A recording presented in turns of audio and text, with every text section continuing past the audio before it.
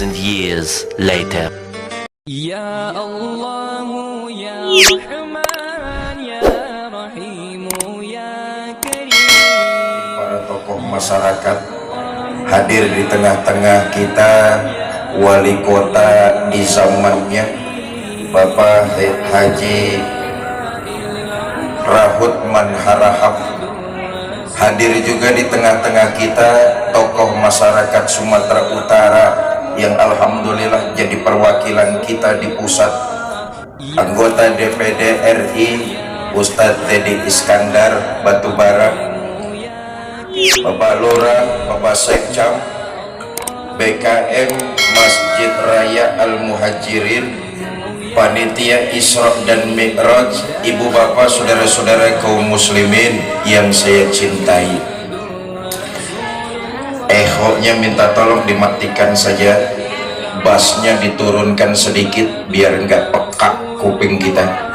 Cek satu, nah ini cukup, terima kasih. Dah, jangan dioprek-oprek lagi sound system. Ini Pak Lurah, soundnya udah lunas apa belum Pak? Bapak Ibu saudara-saudara, dalam sejarah kehidupan baginda Nabi setidaknya ada 3 peristiwa besar. Pertama, hijrahnya baginda Nabi dari Mekah ke Madinah. Ini momentum Muharram, tahun baru Hijriah. Peristiwa yang kedua, hajinya baginda Nabi, dikenal dengan peristiwa Haji Wada, diikuti dengan Fathul Makkah. Dan yang ketiga, peristiwa Isra dan Mi'raj baginda kita Nabi besar Muhammad Sallallahu Alaihi Wasallam. Saudara, inilah peristiwa-peristiwa yang menguatkan iman. Isra dan Mi'raj, perjalanan baginda Nabi begitu panjang dan jauh, dari Mekah ke Palestina. Ehonya dimatiin saja, minta tolong sound system seperti tadi. Cek 1 2, dah, sudah, makasih. Sampai mana kayak tadi ngomongnya? Isra dan Mi'raj perjalanannya jauh dan panjang, dari Mekah ke Palestina, dari Palestina ke langit pertama sampai langit ke-7, sampai Sidratil Muntaha. Perjalanan yang jauh dan panjang, mampu ditempuh dalam waktu sepertiga malam. Kenapa? Ini nilai iman. Kalau Allah yang mau, segalanya pasti akan terjadi. Betul apa tidak? Maka jelas hikmah pertama adalah nilai-nilai iman. Kita bersyukur orang-orang kenangan indah. Saya cuma ngetes, saudara-saudara dengerin apa enggak? Kita bersyukur masyarakat kenangan baru ini oleh Allah dianugerahkan iman. Inilah nilai yang sangat berharga, tidak terhingga, tidak bisa ditukar dengan isi dunia. Kenapa? Karena iman inilah yang menyelamatkan kita hidup di dunia sampai di akhirat nanti. Berbuat karena iman akan melahirkan kebahagiaan batin. Kalau batin bahagia, penderitaan badan sudah tidak lagi terasa. Contohnya siang ini nih, saudara datang ke sini, ini karena iman, saya yakin. Kalau karena iman, kepanasan tidak terasa. Betul apa tidak?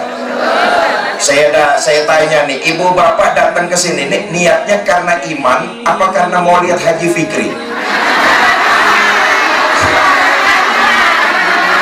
Maruf itu mah. Berbuat karena iman akan melahirkan kebahagiaan batin. Kalau batin sudah bahagia, penderitaan badan tidak lagi terasa. Jangankan teriknya matahari, jangankan turunnya air hujan, jangankan lontaran batu, hujan peluru, asal agama yang kita bela, kita siap untuk mengorbankannya. Jelas? Jelas? Contoh nih, saudara, pergi haji itu adalah panggilan iman. Betul apa tidak? Orang Medan pergi haji ngantri berapa tahun? Hah? 20 tahun. Biayanya sudah ditetapkan oleh pemerintah sekarang ini kisarannya 49, sekian, taruhlah 50 juta. Betul apa tidak? Karena haji panggilan iman. Tengok, meninggalkan keluarga yang masih kecil, berpisah dengan anak-anaknya, berpisah dengan keluarga, famili, handai dan tolan, meninggalkan kampung halamannya, melintasi berbagai macam negara, menyeberangi samudra sampai di Mekah, berdesakan dengan jutaan manusia, tidur tidak teratur, makan tidak menentu. Itulah iman. Berdesakan dengan jutaan orang, terasa bahagia batin. Kalau batin sudah terasa bahagia, penderitaan badan sudah tidak lagi terasa. Apa buktinya? Belum pernah saya dengar orang pulang pergi haji kapok. Kenapa tidak? Kenapa? Hatinya bahagia, walaupun meninggalkan anak yang masih kecil, meninggalkan keluarga, meninggalkan kampung halaman, berdesakan dengan jutaan manusia. Karena iman, hati bahagia, penderitaan badan sudah tidak lagi terasa. Mudah-mudahan tahun-tahun depan orang sini pergi haji semua. Mau pergi haji? Berangkat. Nggak punya duit, bu, yang penting niat jangan lemah, apalagi patah. Niat itu harus kencang. Tadi saya katakan di awal, kalau Allah yang mau, segalanya serba mudah. Yang penting niat yang kencang, harus terus semangat dan optimis. Di Jakarta pinggiran saya punya teman saya tiap hari berdagang daun singkong. Apa singkong itu bahasa Medan? Hah? Ubi, gadau, iyalah daun singkong saja sudah. Teman saya di pinggiran kota Jakarta, dari satu pasar ke pasar yang lain, menjajakan daun singkong setiap selesai sholat subuh. Niatnya kuat mau pergi, walaupun cuma dagang daun singkong, ada untung sedikit demi sedikit, dia tabung. Alhamdulillah bisa pergi haji gara-gara jual daun singkong sama kebun-kebunnya.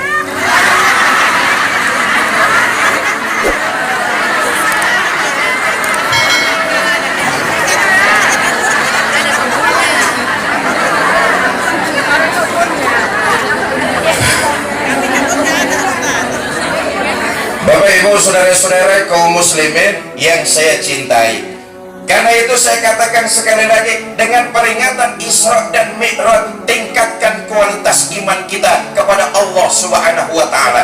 Jaga, pelihara, tingkatkan kualitas iman ini. Dengan apa? Gandengan orang beriman itu memperbanyak ibadah. Tidak sempurna iman seseorang apabila dilontarkan di mulut saja, tapi tidak diikuti dengan berbagai macam anggota badan. Artinya berbuat kebaikan.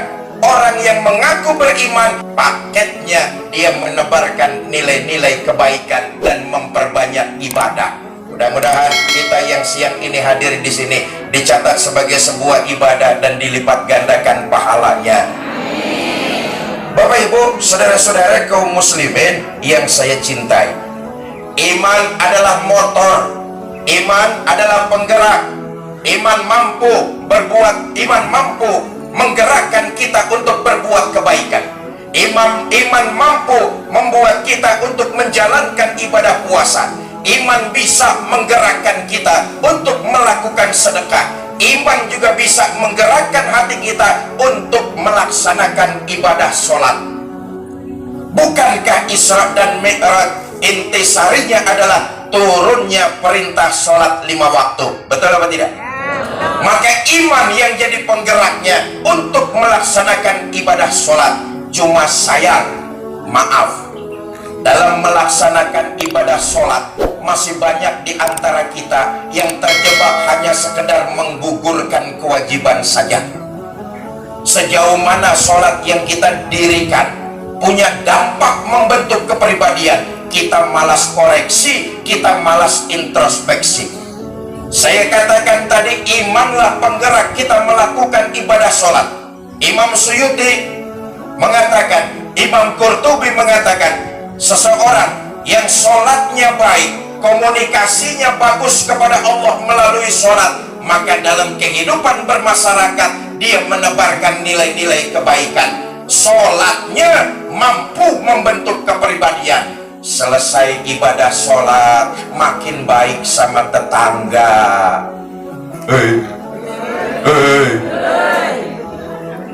Ini maaf, sholatnya mah rajin, sama tetangga pelotot-pelototan.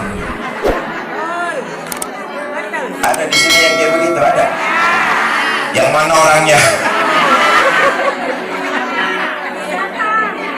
Oh, di kelurahan sebelah sana tuh banyak yang kayak begitu, saudara. Sholatnya giat, tapi sama tetangga musuhan. Di kelurahan sebelah sana. Saya tanya, katanya pindahan dari Kenangan Baru orangnya.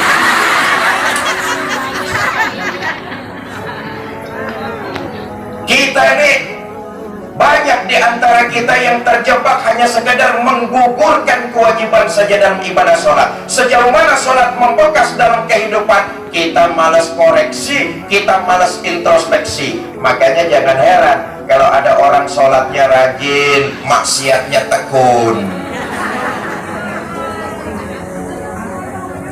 Sholat berjamaahnya giat, tapi nyolongnya lebih besar jadi hobi.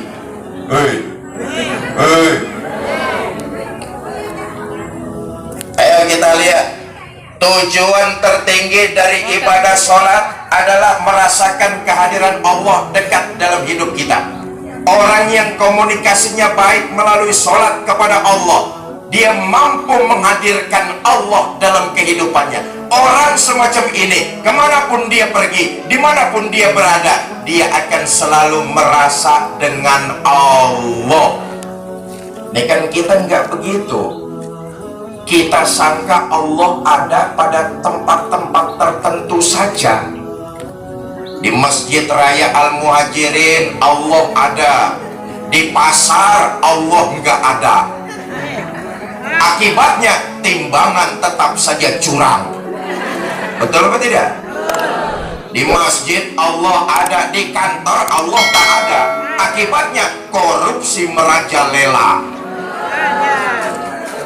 Oh, saya paling gak setuju kalau ada orang bilang korupsi di Indonesia jadi tradisi.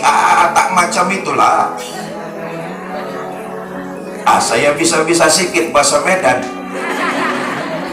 Sebab dengan Sumatera Utara ini, kami keluarga besar menganggap Sumatera Utara, khususnya Medan, rumah kedua buat kami. Makanya saya hari ini datang ke Medan, khususnya di Kenangan Baru nih. Saya hadir nggak merasa sebagai seorang tamu, saya hanya merasa keluarga yang datang ke tengah-tengah keluarganya. Menghina saudara sama juga menghina saya. Menyakiti saudara sama juga menyakiti saya. Saya adalah saudara, saudara adalah saya. Di mataku ada kamu. Asik. Yang kedua, istri saya baru lubis.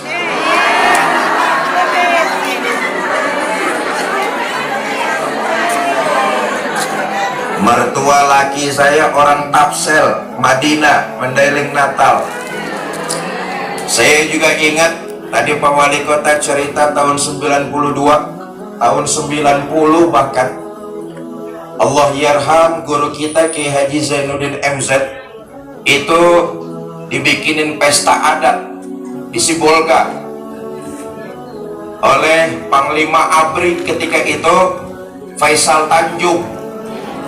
Diadakan pesta, dipotongkan puluhan kerbau, disematkan gelar adat kepada beliau. Beliau bermarga Nasution.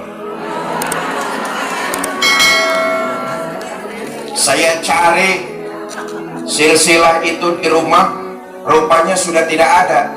menurut tetua-tetua adat di Jakarta dari Sumatera Utara, saya disarankan untuk ke Tapsel, khususnya ke Sibolga.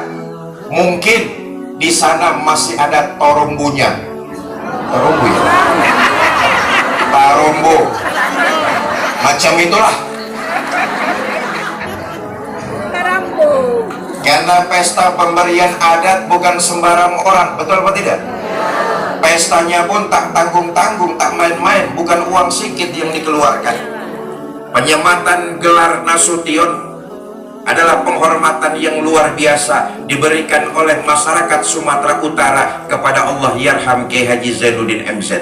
Makanya saya datang ke sini nih, saya nggak merasa sebagai seorang tamu yang datang ke sini. Saya hanya merasa seorang keluarga yang datang ke tengah-tengah keluarganya. Itulah sebabnya tadi saya katakan, kemanapun dia pergi, dimanapun dia berada, Allah dapat dia rasakan dalam kehidupannya, sehingga ucapan, perbuatan sesuai dengan nilai-nilai ajaran agama. Saya nggak setuju kalau ada orang bilang korupsi sudah jadi tradisi di Indonesia. Saya nggak setuju tuh. Oh, tradisi kita baik-baik kok. Betul apa tidak? Bahwa ada yang korupsi, iya, tapi masyarakat Indonesia jauh masih banyak yang lebih baik. Calon-calon pemimpin kita masih banyak yang lebih baik. Apalagi di hadapan kita ada calon-calon dari Nasdem. Saya nggak kampanye, cuma ngasih tahu.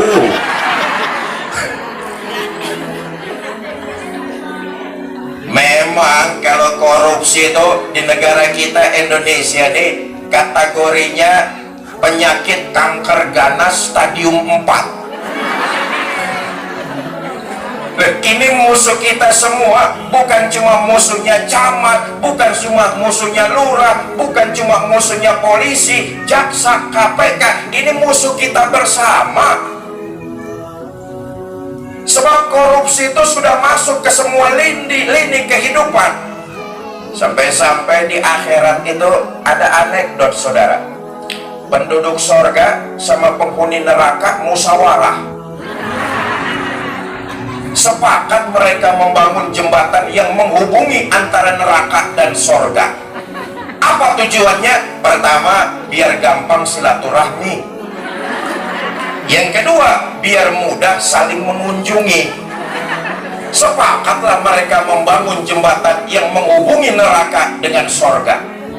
Walhasil, jembatan di neraka rampung lebih dahulu. Sementara yang di sorga, jangankan jembatannya, tiang pancangnya pun belum terpasang. Jengkellah penghuni neraka, teriak-teriak, "Bang, cepat bangun jembatannya, kita di neraka sudah selesai, tinggal nyambung saja, cepat kerjakan." Apa jawab penduduk sorga? Kata penduduk sorga, "Mas, bagaimana kami mau mengerjakan? Pimpinan proyek, pemborong sama menterinya kan di sana semua."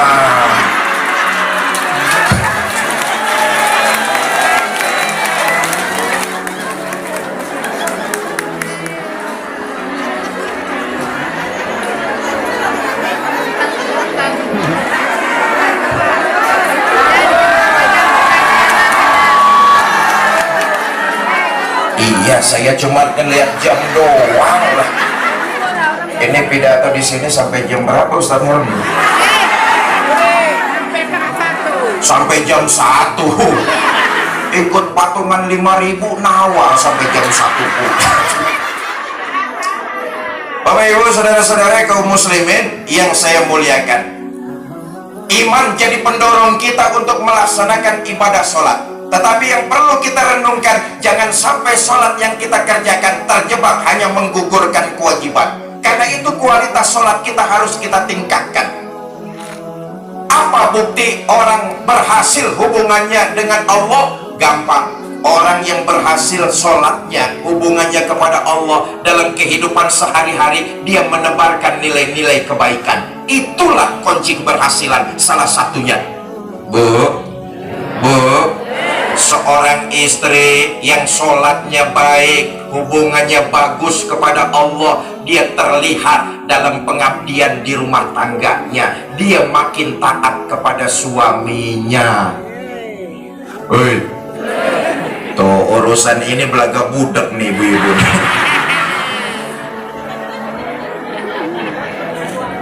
Istri yang sholatnya baik, komunikasinya bagus kepada Allah, terlihat dalam pengabdian di rumah tangganya, dia makin taat selama suami tidak melanggar perintah Allah. Mau kemana-mana izin sama suaminya, cium tangan suaminya. Tadi mau ngaji izin gak sama suaminya? Cium tangan suaminya.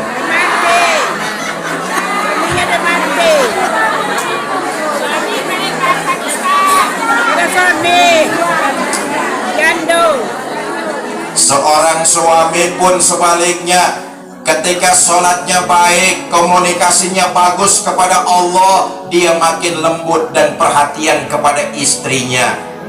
Contoh dan teladan kita baginda Nabi besar Muhammad Sallallahu Alaihi Wasallam.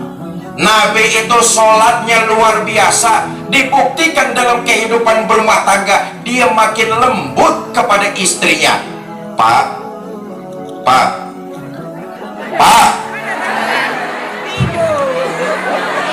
gantian bapak-bapaknya yang pura-pura budak ini.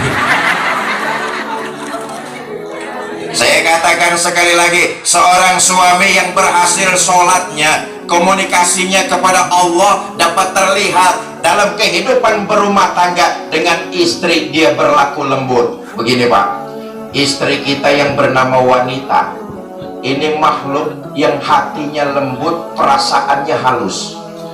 Dia akan terasa sakit digampar pakai ucapan ketimbang pakai tangan.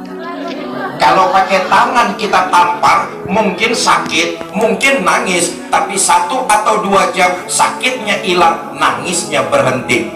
Betul apa tidak? Tapi kalau kita tampar dengan ucapan sampai mati, istri akan mengingat ucapan suaminya yang menyakitkan hati. Betul-betul dengerin. Makanya nih yang hadir di depan saya ini banyakkan makhluk halus.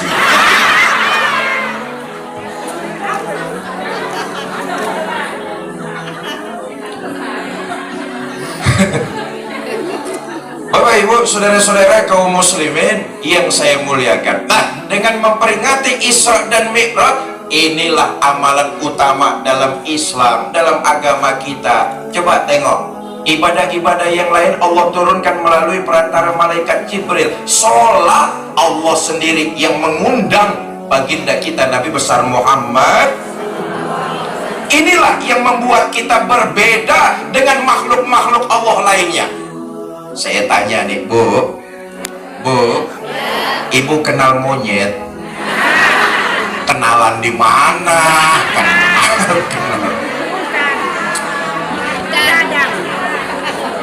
Saya tanya, monyet makan apa tidak?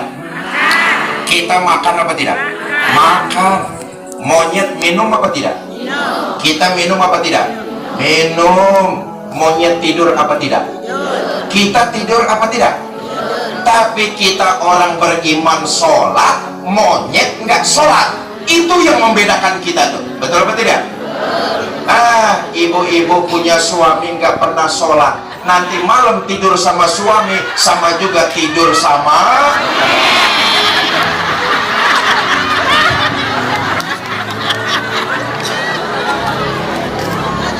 Bapak-bapak punya istri nggak pernah sholat, nanti pulang nyium istri sama juga nyium.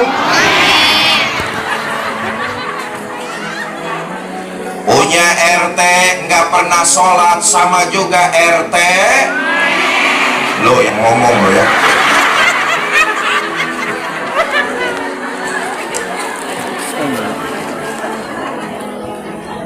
Bapak Ibu saudara-saudara, dalam kesempatan lain baginda Nabi mengatakan begini, awwalu ma yuhasabu bihil abdu yaumal qiyamah as-shalah. Amalan pertama yang nanti di akhirat akan ditanya, amalan sholat.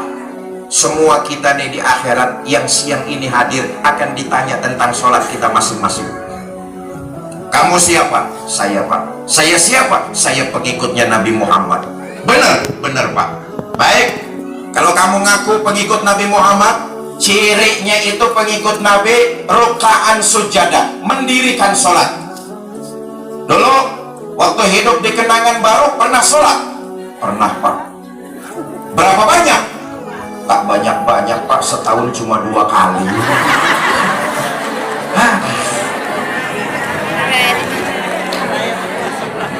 Ayo kita renungkan. Ibu bapak, sehari semalam ini Allah memberi kita waktu 24 jam. Betul apa tidak? Dalam 24 jam Allah cuma minta kepada kita untuk 5 kali lapor, yaitu lewat sholat 5 waktu. Sekarang kita hitung, saudara. Taruhlah sekali sholat di Masjid Raya Al-Muhajirin, sekali sholat waktunya 10 menit. 10 menit sholat itu udah bagus bener. 10 menit. Yang sedang-sedang taruhlah waktunya 5 menit. Yang kilat khusus 2 menit. Perangkonya cepat, gambar geledek soalnya. Ambil yang tengah-tengah sajalah. Terlalu lama jangan. Kalau terlalu lama, sebab Nabi berpesan, iza amma ahadukumun nas falyukhaffif. Kalau kamu diangkat jadi imam, ringankan sholat. Ada makmum yang kalau sholat berjamaahnya kelamaan, dirinya terlalu lama, gemeteran dengkulnya. Ada apa tidak macam ini? Ada lagi makmum selesai sholat sudah berjanjian mau nerima komisi di pasar, tapi karena imamnya terlalu lama, kelojotan. Ada lagi anak muda ikut sholat berjamaah, janjian sama pacar di jembatan, karena imamnya terlalu lama, hujan deras, pacarnya hanyut ke bawah sungai. Iza amma ahadukumun nas falyukhaffif, ringankan. Jangan juga terlalu cepat. Kita ambil yang sedang. Betul apa tidak? Sisanya 23 jam 35 menit silakan kau gunakan untuk keperluanmu. Cuma 25 menit Allah minta kita lapor. Ini pun masih banyak di antara kita yang belum mengerjakannya. Betul apa tidak? Saya bangga dan bersyukur tadi dikasih tahu oleh Ketua BKM Ustaz Helmi Fikri, alhamdulillah masyarakat Kenangan Baru sholat jamaahnya rajin-rajin Fikri, apalagi kalau subuh berjamaah. Masjid Raya Al-Muhajirin penuh sampai keluar-luar, nggak ada yang di dalam.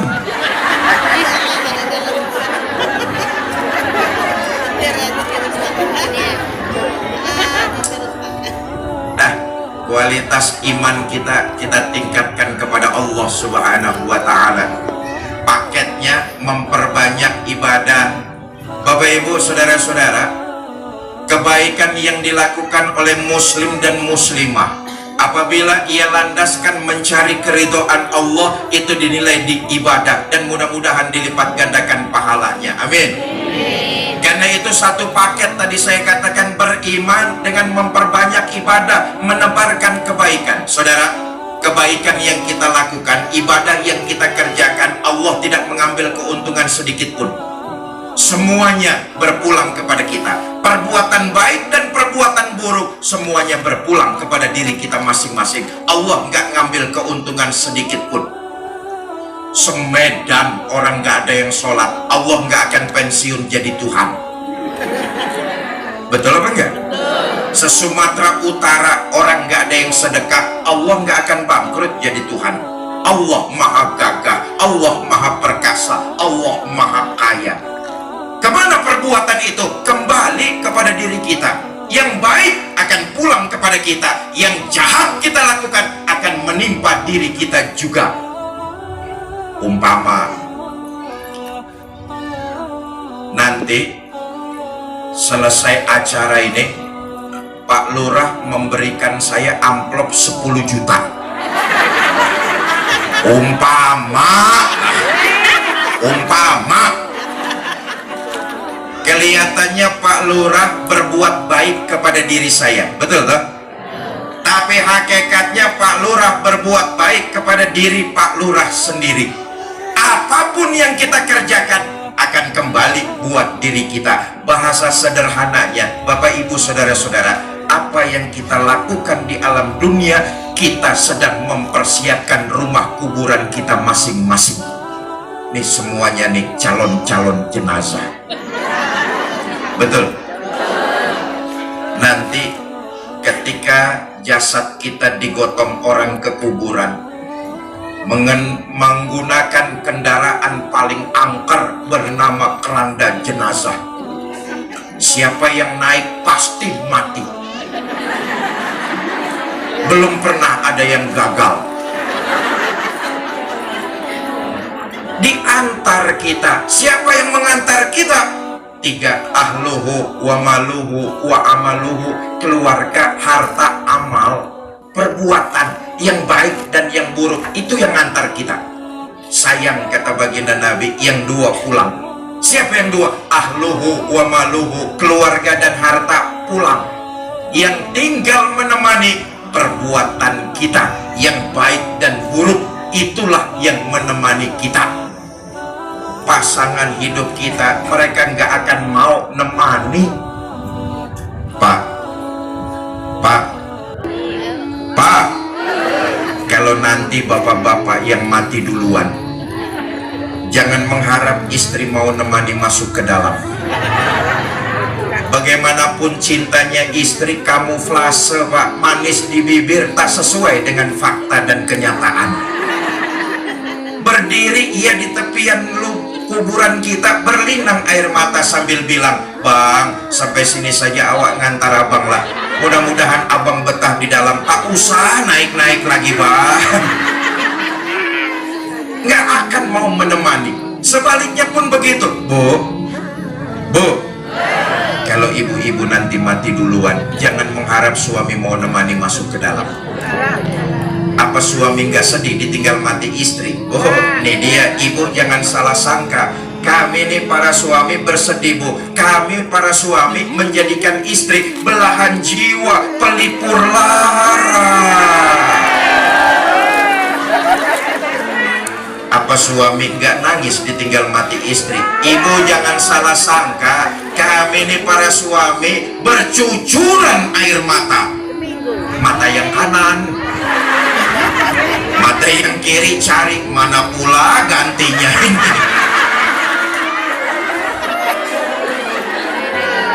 Jelaslah sudah, yang menemani kita tidak lain adalah amal perbuatan kita. Landasannya iman kepada Allah, satu paket memperbanyak amal ibadah. Saya mau ngajak ibu bapak, saudara-saudara, mau memperbanyak ibadah? Yang jawab 30 orang. Mau memperbanyak ibadah? Khususnya ibadah sedekah, mau? Bawa uang berapa? 5.000. Masuk kebun binatang saja tiketnya 25.000. Itu pun lihat monyet. Masa lihat Fikri 5.000? Mahalan monyet ketimbang saya pun. Panitia mungkin tadi sudah mengitarkan skrip donasi untuk Masjid Al-Ikhwan. Ya, ibu bapak silakan kalau mau bersedekah diisi saja lalu dikirim. Itu sesungguhnya amalan-amalan itu buat bekal kita di akhirat nanti. Ya Bu? Ya Bu? Bapak Ibu saudara-saudara, satu datu. Isra Mi'raj tingkatkan iman, kualitas sholat diperbanyak, ditingkatkan lagi, lalu paketnya memperbanyak amal ibadah. Yang kedua, yang terakhir,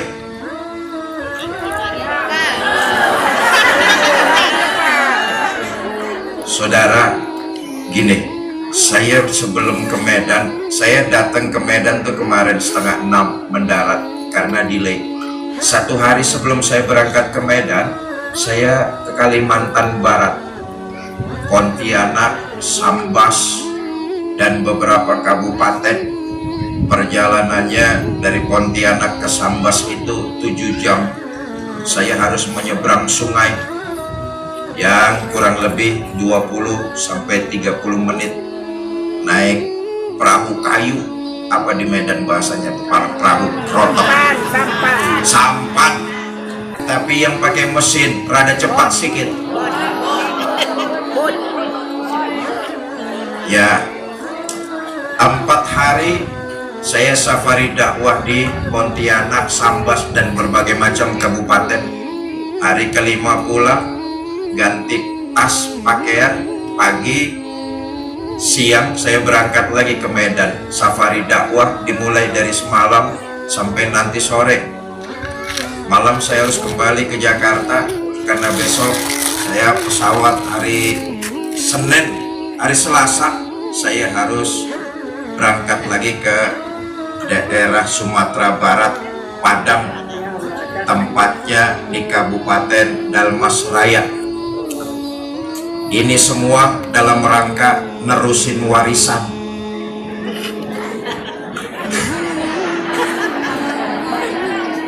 Dakwah ini sudah dilakukan Allah yarham Kiai Haji Zainuddin MZ, maka saya sudah tinggal menyambungkan saja. Apalagi ketua BKM tadi, ibu bapak juga mengingat tahun 92 Kiai Zainuddin MZ di sini, betul ya?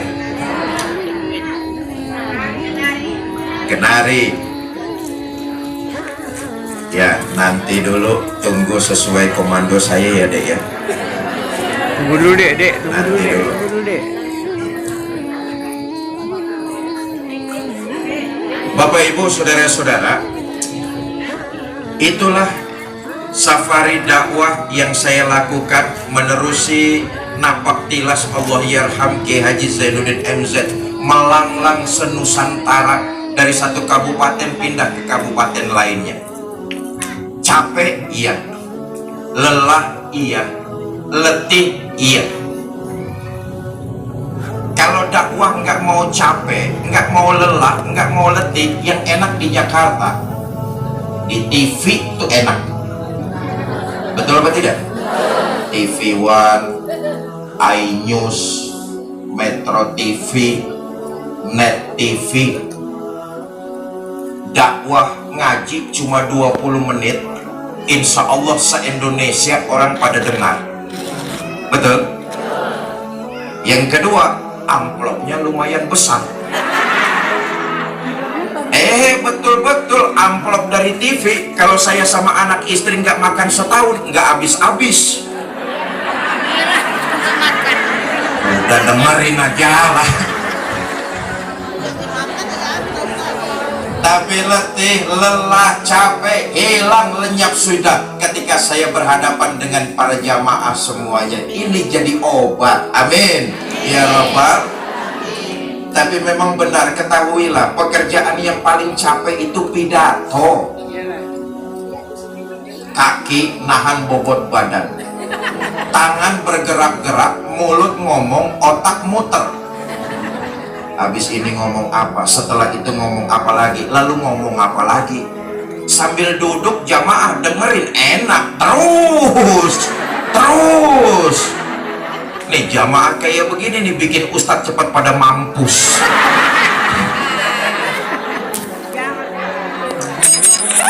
Nah, yang kedua, yang terakhir, saya harus bagi waktu. Tokoh-tokoh masyarakat kita juga banyak sekali kegiatannya, tak elok kalau saya berpanjang kalam. Dan memang sudah waktunya, sudah 45 menit saya ngomong ini kok.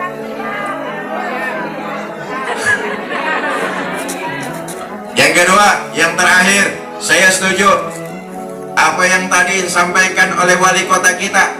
Momen pengajian semacam ini kita jadikan momen silaturahmi, mempererat tali kerukunan di antara kita. Inilah momentum di mana kita harus bergandengan tangan, saling melengkapi, saling mengisi, bukan saling mencaci maki.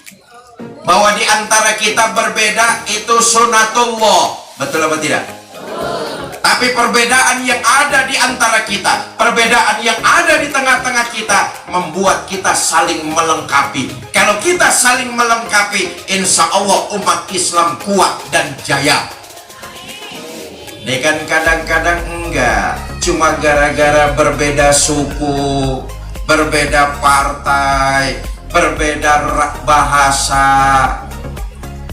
main pelotot-pelototan jadi musuhan. Kita umat Islam Medan ini harus dewasa. Perbedaan itu karunia dari Allah, tapi kita harus tahu dalam perbedaan Allah menyuruh kita untuk saling melengkapi, bukan saling mencaci maki. Yang mau milih merah monggo, yang mau milih kuning silakan, yang mau milih biru bagus.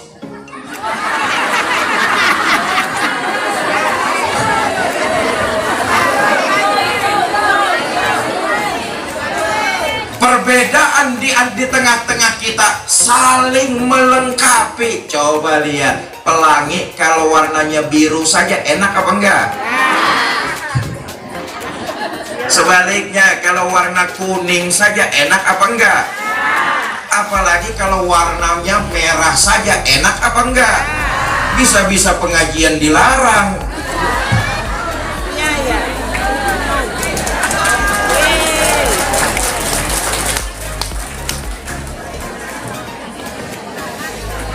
Bapak Ibu saudara-saudara kaum muslimin yang saya hormati, karena itu kita nih, dimulai dari kita, masyarakat muslim kelurahan Kenangan Baru, bahwa perbedaan di antara kita harus saling melengkapi, bukan saling mencaci maki. Jadilah kita lem perekat keutuhan masyarakat di tengah-tengah kita. Maaf, sekarang ini bukan banyak yang jadi lem perekat, malah jadi tukang kompor. Yang saya maksud bukan profesinya tukang kompor. Tukang kompor itu menghasut yang sini, menyudut yang sana, mengadu yang sini, membakar yang sana. Saudara, sungguh celaka nasib orang seperti itu. Hidupnya jadi provokator, memecah belah kerukunan warga.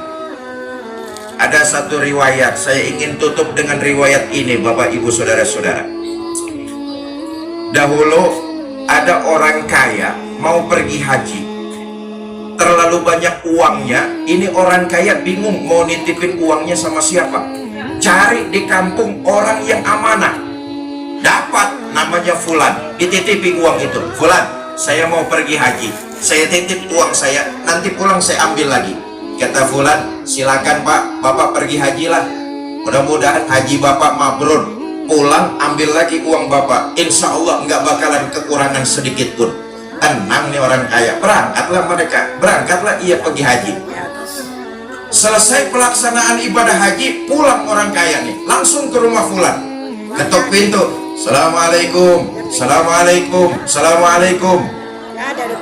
Pintu nggak dibukain.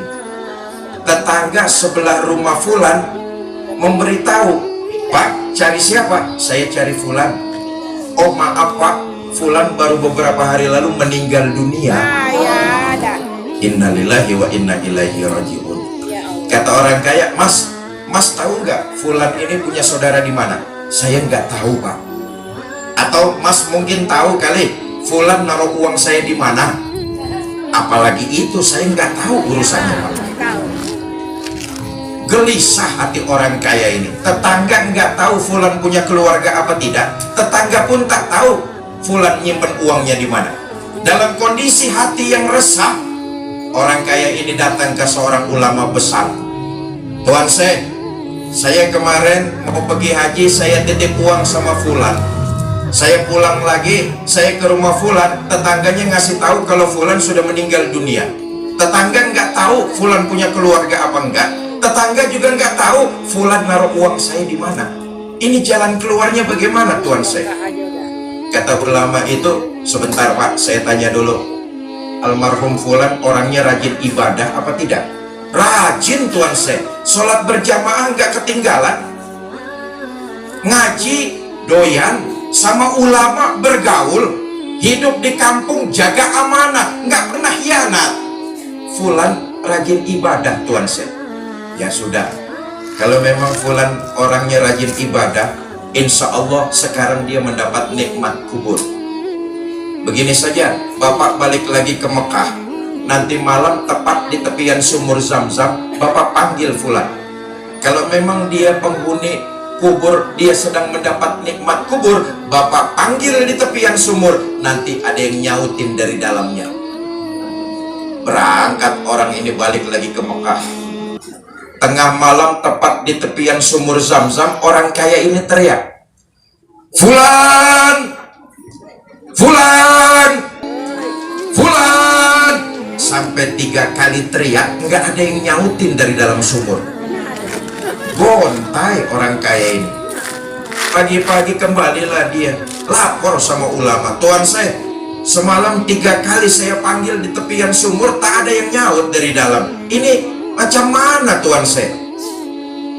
Begini dah Pak, jangan-jangan Fulan ini sedang mendapat siksa kubur. Bapak pergi saja ke Yaman. Di Yaman itu ada sumur bernama Sumur Burnut. Kalau memang almarhum Fulan sedang diazab di dalam kubur, Bapak panggil di tepian sumur, ada yang nyautin dari dalamnya. Berangkat orang kaya ini ke Yaman. Tengah malam tepat di tepian sumur Burnut, orang kaya ini teriak, Fulan, oi. Baru sekali manggil sudah ada yang nyautin dari dalam sumur. Kaget bukan main orang kaya ini. Ya Allah Fulan, kenapa kau sedang diazab di dalam kuburmu? Waktu di dunia kan kau rajin ibadah, sholat berjamaah nggak ketinggalan, ngaji, doyan sama ulama, bergaul, hidup di kampung kau jaga amanah. Kenapa kau diazab di dalam kuburmu Fulan? Pak, bener waktu di dunia saya rajin ibadah, betul di kampung saya mati-matian menjaga amanah. Tapi rupa-rupanya masih ada satu persoalan yang belum saya selesaikan. Mumpung Bapak datang ke sini, saya minta tolong temui saudara saya, sampaikan permohonan maaf dari kesalahan yang pernah saya lakukan dahulu. Tambah terkejut orang kaya. Loh, kamu punya saudara toh? Punya. Di mana saudara kamu? Kenangan baru. Ya udah, Sherlock alamatnya. Ini improv. Ini Pak, alamat saudara saya, tolong temui, sampaikan permohonan maaf dari kesalahan yang pernah saya lakukan dahulu. Kata orang kaya, baik Fulan, berdasarkan alamat ini saya cari saudara kamu, saya akan sampaikan permohonan maaf dari kamu. Terima kasih Pak. Nanti dulu Fulan, uang saya kau taruh mana? Uang pula. Oh, uang Bapak saya taruh di dapur, di pojokan. Carilah di situ. Insya Allah ada, nggak akan kurang kok. Pulanglah orang kaya. Sesuai tempat yang ditujukan pulang, dia cari uangnya ada, dihitung tak kurang sedikit pun. Dalam hati, betul almarhum Fulan orangnya amanah. Berbekal alamat, dia cari rumah saudaranya, ketemu. Assalamualaikum. Waalaikumsalam. Mas saudaranya Fulan? Betul Pak, saudara saya Fulan itu beberapa hari lalu meninggal. Saya tahu, kata orang kaya. Justru itu saya datang ke sini. Saudaramu almarhum Fulan itu sekarang sedang diazab di dalam kuburnya. Ini orang diberitahu semacam itu, meleleh air mata, nangis terseduh-seduh. Saudara mana yang sanggup menyaksikan kalau saudaranya tersiksa? Betul apa tidak? Sekeras-kerasnya saudara kita, kalau mereka susah di dunia, jangankan di akhirat, di dunia saja kita pun tak tega. Betul apa tidak? Nangis ini orang, meleleh air mata, terseduh-seduh. Orang kaya tentu tambah heran lagi. Mas, sampean kan waktu hidup di dunia bersaudara, kalian ini bersaudara, kenapa kok bisa kayak begini? Ceritalah nih orang, Pak, betul, waktu dulu kami ini bersaudara, tapi Fulan almarhum memutus silaturahminya kepada diri saya. Ini dia nih, benang merahnya di situ. almarhum fulan memutus tali silaturahminya kepada saya. Saya datang ke rumahnya baik-baik, ditutupin pintu. Saya kirim hadiah makanan, dibuang di tepian jalan. Di mana tempat saya ketemu, saya ajakin salaman, membuang muka. Sampai puncaknya kepada semua orang di kampung saya, fulan terang-terangan memutus tali silaturahminya kepada diri saya. Kata orang kaya, ya Allah, fulan gitu-gitu bener. Memang persoalannya kenapa? Persoalannya sih sepele, Pak. Cuma gara-gara berbeda pilihan wali kota. Ayo, awas lo, awas lo.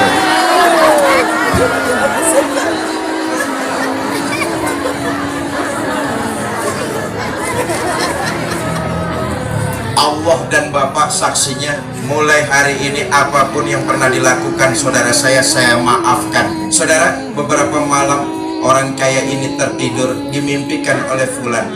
Fulan mengucapkan terima kasih, wajahnya sumringah, tersenyum di bibirnya luar biasa sambil mengucapkan terima kasih. Inilah apa yang tadi disampaikan oleh wali kota kita. Kita umat Islam khususnya di Medan ini harus bersatu. Dengan apa? Silaturahmi. Kita menyadari dan kita harus dewasa. Perbedaan harus membuat kita saling melengkapi. Perbedaan membuat kita saling mengisi. Ketahuilah, banyak yang kita tidak bisa. Yang kita tidak bisa diisi oleh teman-teman kita yang bisa. Betul apa tidak? Tapi orang lain yang tidak bisa, kita isi dengan yang kita bisa. Itulah saling melengkapi. Bisa kita saling melengkapi, bisa kita saling rukun, bisa kita bersatu. Kalau silaturahmi macam ini terus berkesinambungan kita lakukan. Bapak Ibu, saudara-saudara, sudah jam 8 lewat 4 jam ini. Ya, sama-sama kita baca suratul Fatihah. Sudah menjelang zuhur ya. Zuhur jam berapa? Mari sama-sama kita baca suratul Fatihah. Mudah-mudahan kita semua yang hadir di sini dipanjangkan umur dalam taat kepada Allah. Amin. Diberikan kita rumah tangga sakinah, mawadah dan rahmah.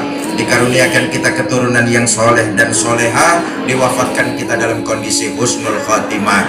Fatihah.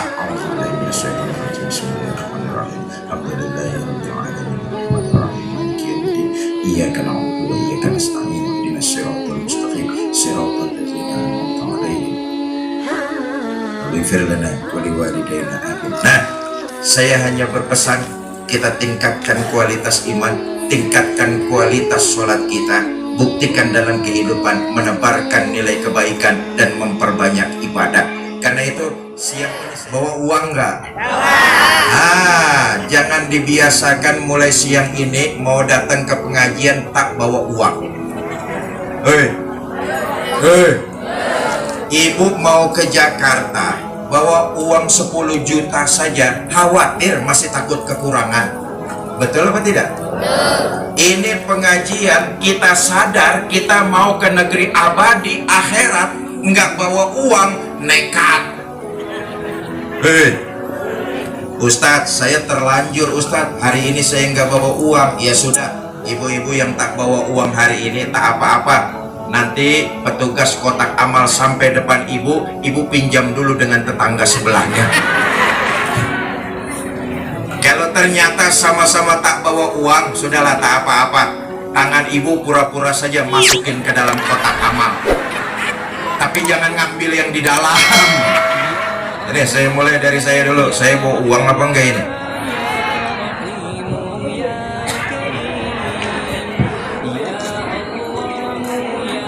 Dibantu pembacaan sholawat.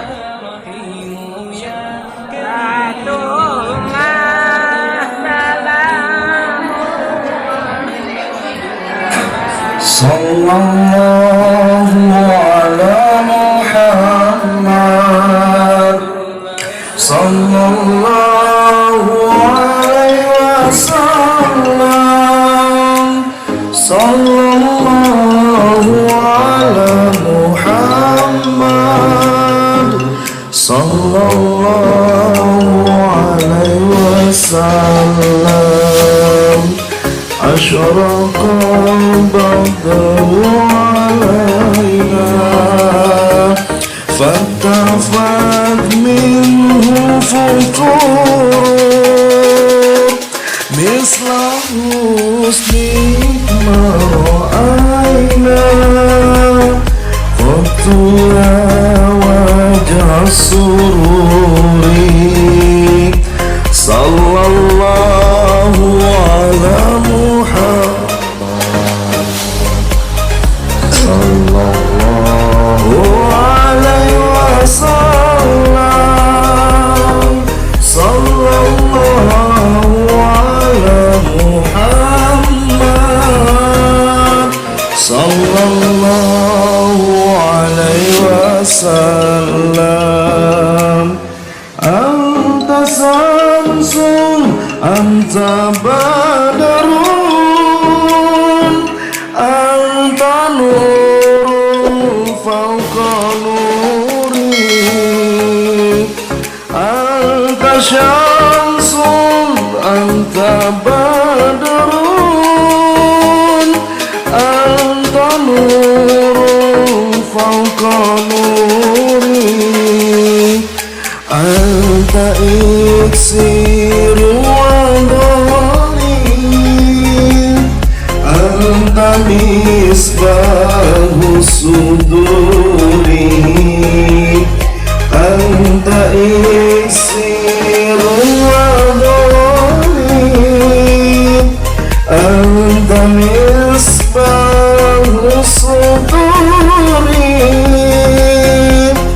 صلى الله على محمد يا الله يا رحمن يا رحيم يا كريم صلى الله يا الله يا رحمن يا رحيم يا كريم لا إله إلا الله محمد رسول الله لا إله إلا الله محمد رسول الله يا الله يا رحمن يا رحيم يا كريم يا الله يا رحمن يا رحيم يا كريم لا إله إلا الله محمد رسول الله لا إله إلا الله محمد رسول الله